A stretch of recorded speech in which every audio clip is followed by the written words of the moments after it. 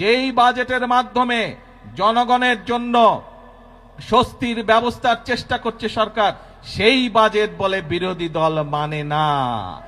তারা দাবি তুলেছে কেন মদের উপরে আমরা ট্যাক্স বাড়ালাম, তারা দাবি তুলেছে কেন আমরা সিগারেটের উপরে ট্যাক্স বাড়ালাম, এই তাদের দুঃখ।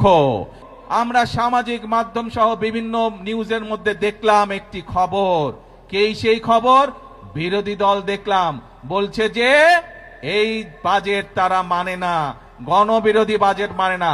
প্রিয় ভাই বোনেরা, আপনাদের কাছে আমার প্রশ্ন, দাঁড়াও, প্রিয় ভাই বোনেরা, আপনাদের কাছে আমি প্রশ্ন রেখে যেতে চাই, যেই বাজেটে ট্যাক্স কমানো হয় সেই বাজেটও বিরোধী দল মানে না। যেই বাজেটে মদের দাম বাড়ানো হয়, যেই বাজেটে সিগারেটের দাম বাড়ানো হয়, সেই বাজেটও বিরোধী দলের পছন্দ নয়। তাহলে এবার বিরোধী দলের উদ্দেশ্য বুঝতে পেরেছেন, লক্ষ্য বুঝতে পেরেছেন?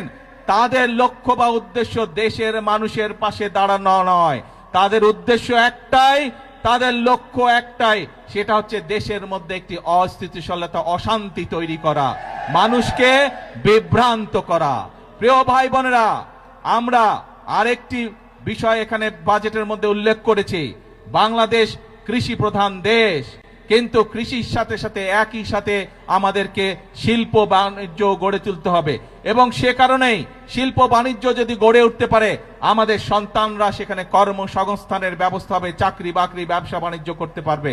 এবং সে কারণেই যে সকল শিল্প দেশে উৎপন্ন হয়, যে সকল দ্রব্য দেশে উৎপাদিত হয়, একই জিনিস যেগুলো বিদেশ থেকে আসে সেগুলোর উপরে আমরা ট্যাক্স বাড়িয়েছি, যাতে করে দেশে যেই দ্রব্যটি উৎপাদিত হচ্ছে সেই দ্রব্যটি যারা উৎপাদিত হচ্ছে সেই শিল্প কারখানাটি যাতে সাপোর্ট পেতে পারে তার ব্যবস্থা আমরা এই বাজেটের মধ্যে রেখেছি।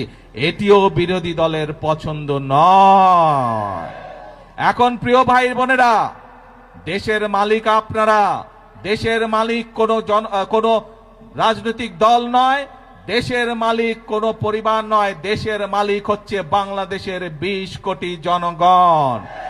এই 20 কোটি জনগণ যারা দেশের মালিক, আপনাদের কাছে আমি প্রশ্ন রেখে যাচ্ছি, আপনাদের কাছে আমি বিচার দিয়ে যাচ্ছি যে যারা জনগণকে বিভ্রান্ত করতে চায়, যেই বাজেটের মাধ্যমে জনগণের জন্য স্বস্তির ব্যবস্থার চেষ্টা করছে সরকার, সেই বাজেট বলে বিরোধী দল মানে না।